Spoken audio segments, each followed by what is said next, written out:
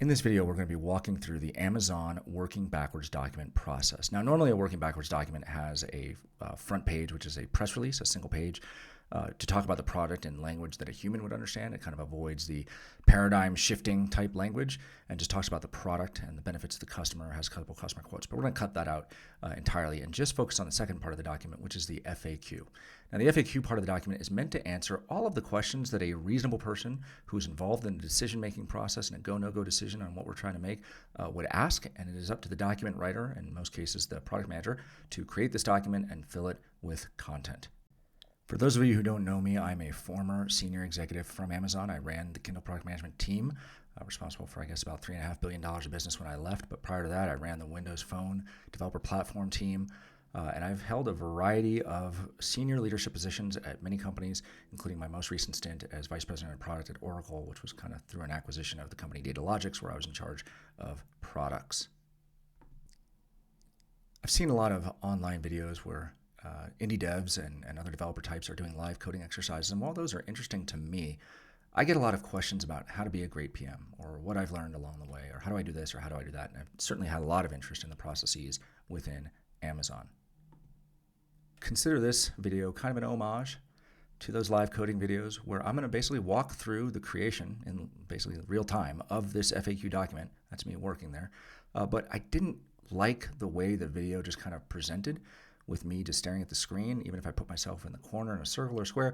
And so I borrowed a style that I found from this one independent developer who has some pretty cool videos where he does his live coding, but he includes lifestyle type video content, him working at his keyboard, him making coffee, walking on paths, etc.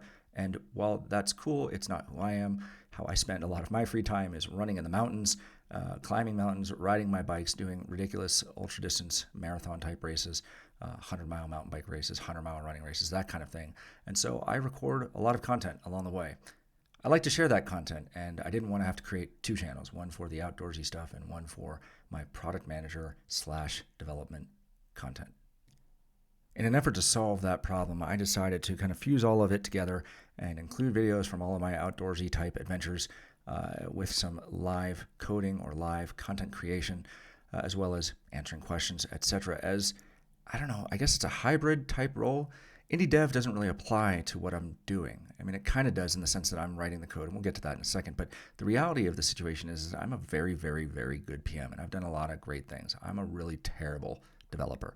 I mean, I often joke that me writing code is like a 4-year-old with a hand grenade. It'll get the job done. I mean, I guess it's effective, but do you really want to trust it, and do you want to be around when it goes bang? With all of the amazing tools that are available for folks to build new apps, new services, the no-code movement certainly is gaining momentum and making it easier.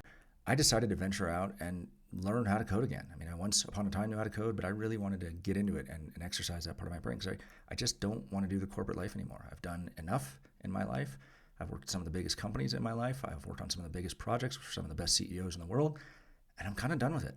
I enjoy my design life. I enjoy being able to go run 100-mile races, bike 100-mile races, multi-day stage races, etc., get out and ski and snowboard and do all kinds of crazy stuff. And that's just not really going to work with a 9-to-5 job.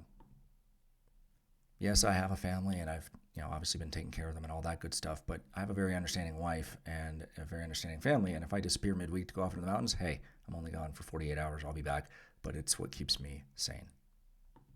Before I get too far into the editing as it starts to scroll off the screen, I do want to talk about the front of this document, which was a core Amazon principle, which is always start with the customer. You'll notice the first couple of questions were, who is the customer for this product?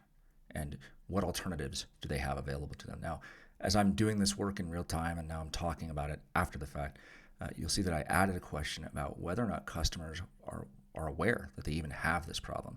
And that's going to be something to kind of think about in terms of channel and how to talk about the problem and whether or not the problem is even real, because if customers don't know they have the problem, do they care enough to seek out a solution for it? Or if, when presented with one, what are they going to do about it? Beyond just talking about the customers themselves, the next bit is to talk about the solution itself. What is it? Why is it different than what exists in the marketplace? And what unique innovation am I bringing to this? This particular product, and it'll become clear what it is as we go in building this document, as I start adding in notes, is trying to solve a problem that I quite frankly, I have as a content creator. I have another channel where I focus on helping people learn how to interview better, and it's a whole separate business, and it's been amazing. But there have been some pretty hard and painful lessons that the more I talk to other creators, they have the same problem. Obviously, pretty early in the document, you want to start thinking about how you're going to reach your target customers and make them solution aware. And then, beyond that, can they be reached through paid media, right? Because one of my reasons for having this channel and trying to figure out how to share all this content, I actually enjoy the creative process, but I'm also aware of the fact that with the interview stuff, that's a very narrow audience and it's a very specific audience, and I'm serving their needs great and well. But for a bunch of the other ideas that I'm going to go pursue over the next handful of years as this, I guess we'll call it indie PM role, I need to build an audience. I want to build in public and have people follow along in the process and share in the successes or failures. But the approach I'm taking is as someone who has had a very successful career in big tech. I founded a couple startups. I've done a few things along the way. And so I'm going to make very different mistakes than a young-ish or early career, very, very good dev. I'm going to approach the problem slightly differently. I'm going to offer solutions that maybe you haven't thought of. And so I'm hoping all of that will ultimately be useful in this journey of what I'm building. Question number 10 there. Are there any benefits of scale that will accrue to the business which can act as a defensive moat? This is a core Amazon principle. You hear other companies talk about it, but when I got to Amazon, it was really something we talked about a lot, which is what are the moats that you can build into your business that become defensible? How do you think about providing great value to the customers while at the same time creating switching costs or defensibility from competitors moving into this space? Question 11 is really a kind of making sure I'm not fooling myself into needing a solution that requires a specific technology that's going to influence the outcome, or is the technology so hard, am I splitting the atom or something like that, which is really going to be a gating factor in the success of the product.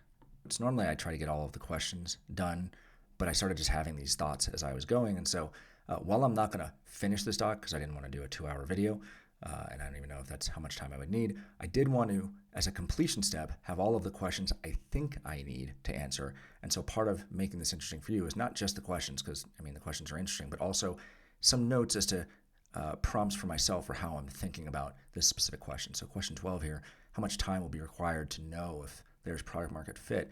That really is, do I have any lens on, is this going to be super duper hard?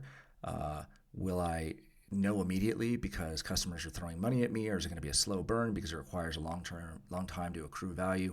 It's just something you need to think about, and how much pain you're willing to accept as a product manager. This is actually a pretty cool set of videos. I went for a long hike in a weighted vest in Breckenridge, Colorado. It's where I lived and where I live is in Colorado. And so it's a wandering up this trail that goes up Bald Mountain, and there's some old mines. It's really, really cool. But the vistas when you get to the top are just amazing. So question 13 here, what are the metrics that will be put in place to measure success of the service? Again, this is a prompt to myself to be aware that, listen, you have to be able to define what success looks like. If you're not sure what success looks like before you get started, it's going to be really, really hard to be successful long term. Coupled with the success metrics that I want to put in place, because I am solving a problem that I know other content creators have, it's not unreasonable to think about whether or not content creators or other channels can be leveraged to gain customers, right? In a world in which paid advertising is a little bit challenged right now, certainly with the kind of nuclear bomb event that Apple created for Facebook and others, paid online has become harder and harder. And, there's a lot of thoughts around online businesses right now where brands become very personal and people start to think about how to vertically integrate and deliver great products or services to their audiences. And that's kind of what I'm thinking about here is how can I leverage my target customers since they have their audiences? How can I piggyback on top of those? And then obviously questions are going to be moving around. So if you try to reference a question later by a question number I called it, at some point it might move. So just be aware of that. As a general practical matter, I like to avoid thinking about the competition. I don't like to spend too much time on what they're doing, how they're thinking about the world, what they're doing for their customers. Sometimes it makes sense to go read reviews if there's existing products in the space to understand what their customer pain points are if you're really looking for where the options are for you to be successful. But for me, when I think about competition here, What I'm more worried about, because I know at a high level what I want to go build, I'm really worried about how defensible is it, right? How easy is it for someone to copy it once they've seen what I've built? And so I want to make sure that in this document I'm capturing my thoughts around, okay, but can I leverage other people's audiences? Can I grow fast enough that I get to a tipping point where I don't have to worry about someone else copying my idea and then executing better than me or faster than me as a way to build their own business? Because it's always a concern. You don't want to spend a ton of time on it because at the end of the day, ideas are cheap and execution is everything. But it is something I do concern myself with. And then finally, that last question I was working on is, how do I plan to monetize the business? Well, I mean, that kind of goes without saying. You have to think about what your monetization strategy is from the get-go. If you try to bolt it on later, you tend to create problems for yourselves. But question 3, I backtracked to add some notes. It's not enough for your customers to have the problem. If they're not aware they have the problem, it's just not going to be clear to them why they should care about what you're doing. And a couple weeks ago, I went to the Vid Summit conference, which I got to be honest, as a 48-year-old man, I never thought I would say the words, I'm going to a conference for content creators, but here we are. It was amazing. Met a lot of, obviously, much younger than me. There were some folks in my age bracket, but it was much skewed, much younger. And in working through conversations there, it was clear over and over again that the folks had the same problem that I had. Well, so here's a note. I guess I just gave away the ghost on what alternatives do customers have in the marketplace to solve this problem. So what I want to build out is A/B testing for thumbnails, and I have a picture in my mind as to how I want to solve that, and I got to work through some screens and obviously the wireframes. But the first things first is just laying out the case for why this is a problem, and that's what this document is meant to be. And so, TubeBuddy I know for sure has A/B testing.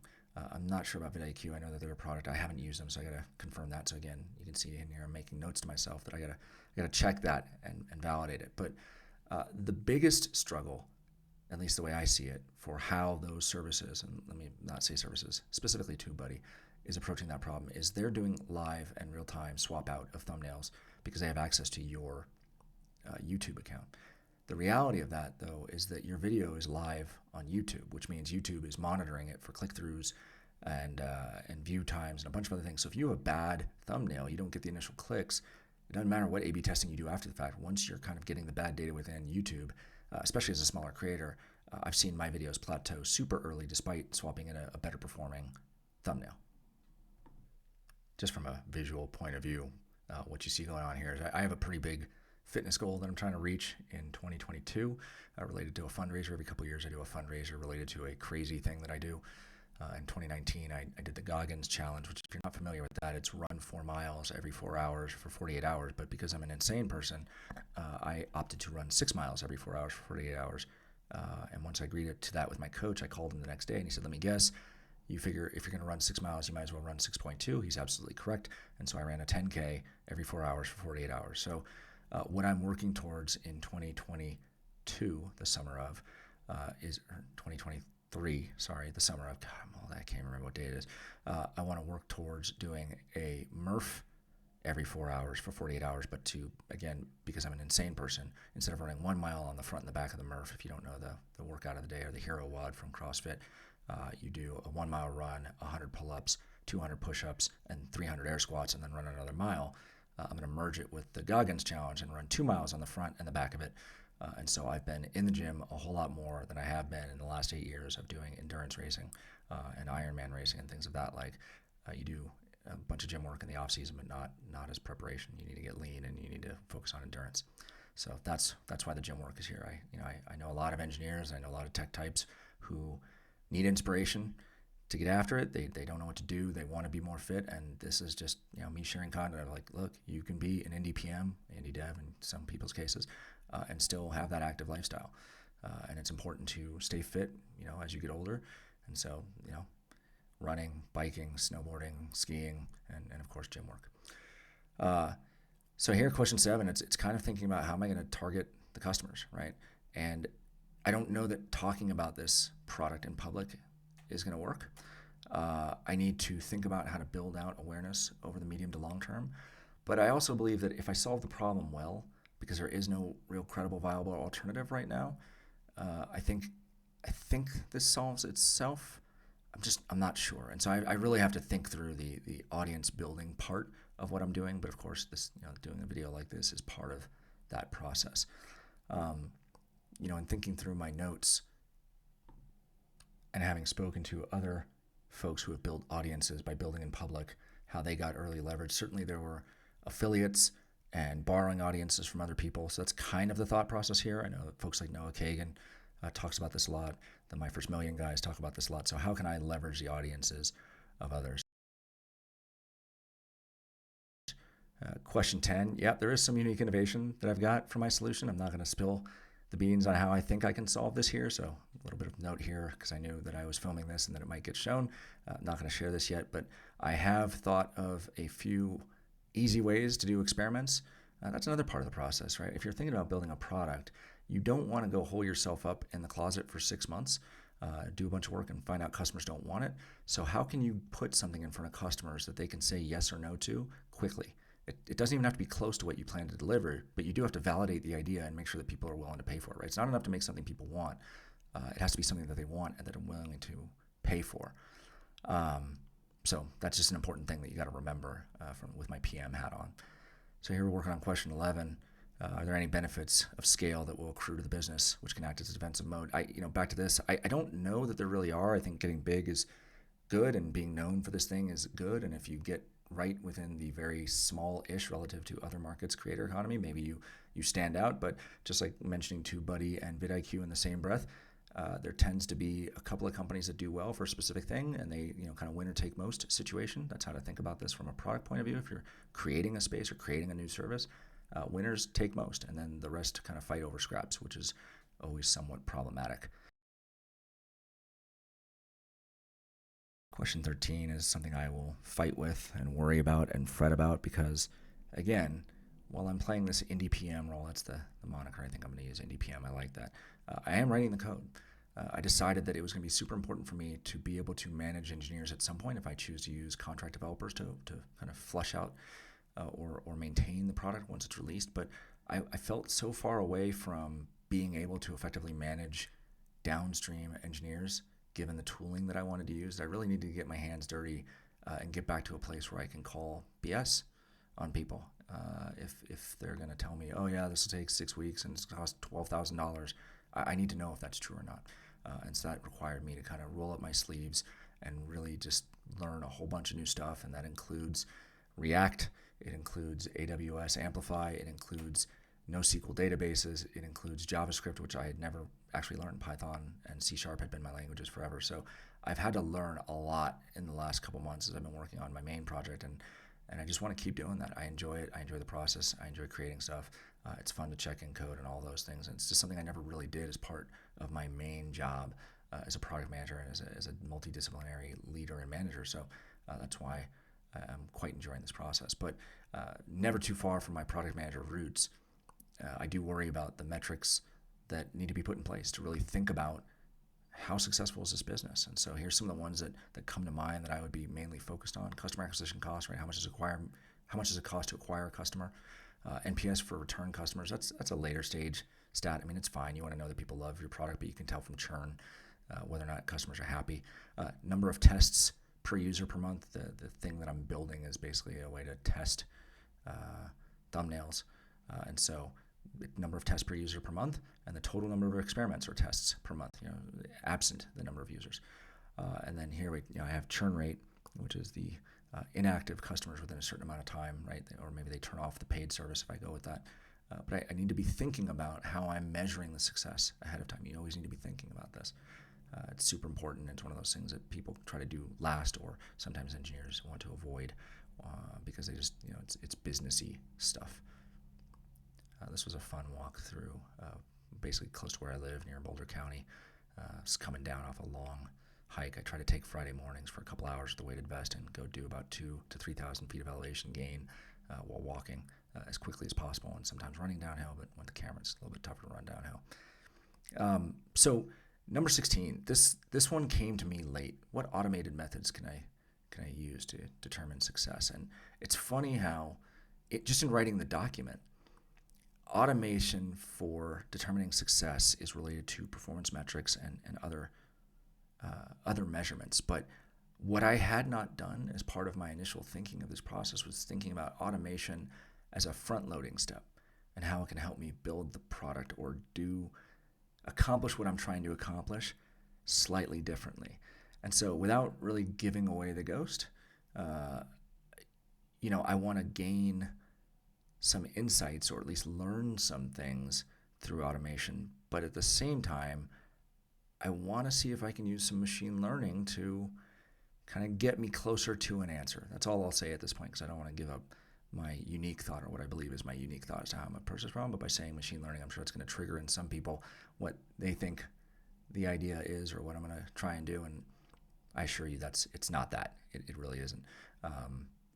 But I do want, it was interesting just driving home in the car, right? Thinking about after writing this document, and the word automated just kept floating around, bouncing around in my head. And that's when a completely new idea, which didn't make its way into this doc, hit me as a way to create value for customers. So that's another useful part of these documents. This question edition here is me recognizing that I can only do so many things in a day. As an indie PM who's going to be writing code, or at least to get to initial availability, I need to think about long-term planning with any service that I build, right? Am I going to be able to get it to a place where it can kind of run on its own and it requires a little bit of time every week? That would be awfully nice. There's a great, super cool service I called remove.bg, which is a much better version of background removal for images than what's available for free in Photoshop. And I imagine that that's a business that largely runs on its own. It hasn't really changed in the year and a half, 2 years I've been using it. The UX hasn't changed. I imagine if they're dealing with kind of in-process errors or server fails, that's something that can run on its own. And the person who's responsible for it can move on to other things or kind of work with other things. Or do I need to think about hiring developers to kind of build out new features? Because it's what I plan to build isn't going to be enough, and people are going to be demanding new features, and it's doing one thing and it does it really, really well. But unfortunately, I guess depending on how you look at it, you have customers who are asking for more, and they want you to kind of add more value over time. Do I want to have this turn into a full-time, 24/7, all the time I'm working on it sort of thing? I have to be honest with myself about that. I don't think that's the case. I'm actually 99.9% certain I don't want that. But I do have to put down on paper how I'm thinking about that. Otherwise, it's one of those things that just gets missed, right? Because if I figure, as I'm writing this document, the number of things I need to do, and it looks like a very large set of tasks, that there is no simplicity about it in terms of doing one thing well, maybe this is something I decide to abandon. I sit down and I read this with people I trust, and based on the questions that, additional questions that get asked or the discussion in the room, I may ultimately decide that this is not something I want to do. So, it is interesting going back and watching the editing as it's happening, and I'm watching myself input the notes here. Adding this additional metric, which is the profit margin, right? For me, as an indie PM who's going to be writing this code, I need this to be profitable day one.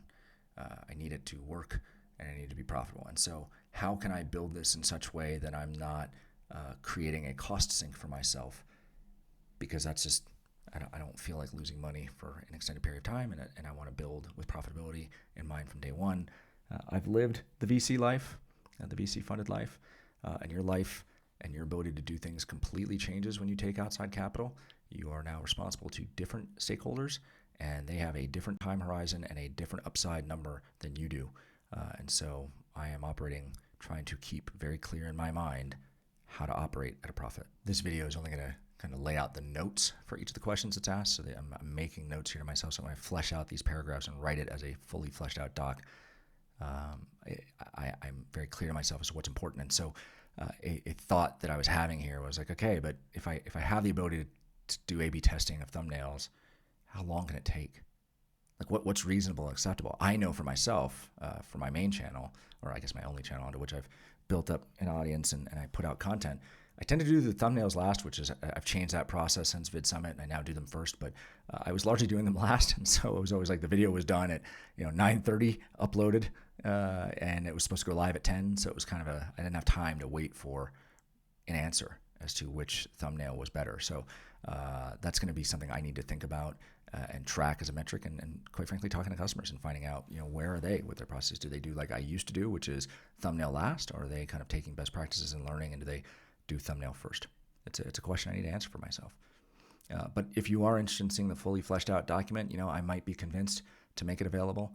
Leave a comment below saying that you're interested, and if enough people say they want it, I'll add it. Part of getting to the answer of profitability is how quickly or how easily or how inexpensively can I run tests to understand not only do customers want it, like separate out from this, do the target customers, content creators want this, but I need to be able to run tests that demonstrate that what I'm offering works.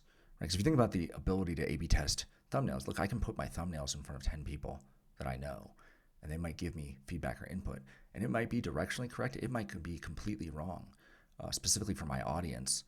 But more importantly, they may not be on YouTube that much, and therefore they don't know what they would click on, and they just kind of react to design elements and not actually what they would click on when presented with a YouTube shaped thumbnail with a YouTube title around it, etc. So there's a little bit of what experiments can I run to demonstrate that this service offering in fact works. The good news is that the way I intend to go about delivering those experiments and getting real data as to whether or not what I'm offering is working, I can actually execute those experiments without code. There's some cloud services available to me that will make it, I guess, relatively easy to set up some experiments and get some data back. And so that's my note to myself here, is I can actually have an answer within 1 week, which I plan to work on kind of setting this up over the weekend and early next week. By the time this video comes out, this will be next week. But that's my intent, is to kind of set up some early experiments to get some data using my own thumbnails, where I have multiple versions of which, and I know which ones performed better than others. For the purposes of completeness, one of the questions I wanted to make sure that I address is whether or not there are some very hard or difficult problems or difficult technology solutions, etc., that need to be invented or solved in order for this problem, or at least this solution, to be viable in the marketplace. And I don't think that's the case. I need to do some more thinking because some of my ideas for how I want to solve this, I'm not 100% sure how I'm going to do it. I have some ideas, but initial Google searching tells me I'm asking the wrong questions, which is always a challenge because I'm not getting to the right answer. And so I may either need to source an expert on kind of the set of technologies that I plan to use and ask them, hey, if I have these as inputs, how would you do this, or can you do this? I need to get that answer, and that should be fairly simple once I have some hard data, at least exhibiting that what I'm proposing would be better than the alternative, which was what's available in the marketplace today. So having worked through this document, I think I have all of the questions that I want to address, which is why I now want to deal with the kind of first two questions last, even though they're very much front of mind. They are the most clear things in my mind, which is why I didn't actually type in the notes first, but also, I guess, for the big reveal, I didn't want to type them in at the front and just have people be like, oh, and turn off the video straight away. But it is more important because I know very clearly in my mind who the customer is. I don't need to focus on that. And so the 25 words or less is kind of that second piece. How am I going to describe this to people? And while this is by no means the final answer, right, this is going to adjust over time, being able to frame it out as a simple and intuitive web service for content creators to be able to get unbiased feedback on their thumbnail ideas for YouTube videos before they publish their videos. See, that's the key. It's the before they publish. My big concern, and what I've seen again and again, and I hear this from much smaller creators, is that when a video doesn't perform well, when you get that dreaded 10 out of 10 in the video performance, your video views get capped. The impressions that YouTube is willing to give you just caps out, and you will not go any further unless people are watching your video from browse content or from continuing on in your playlist. But like I said, not the final answer, and it's going to change as I did here, right? So a simple, intuitive web service for content creators to be able to get rapid and unbiased feedback on their thumbnail ideas for their YouTube videos before they publish. And that's it. That's really all it comes down to. This was me doing the word count. And so I actually do hold myself accountable to the 25 words or less. So I get to be able out of there. And that actually chopped it down to just about 25 words. So that's being intellectually honest with myself and being clear, and also getting rid of the word ideas, being clear about, this is a process. It's something I've done again and again and again since leaving Amazon, worked with a bunch of companies, built some products, worked with other companies building products.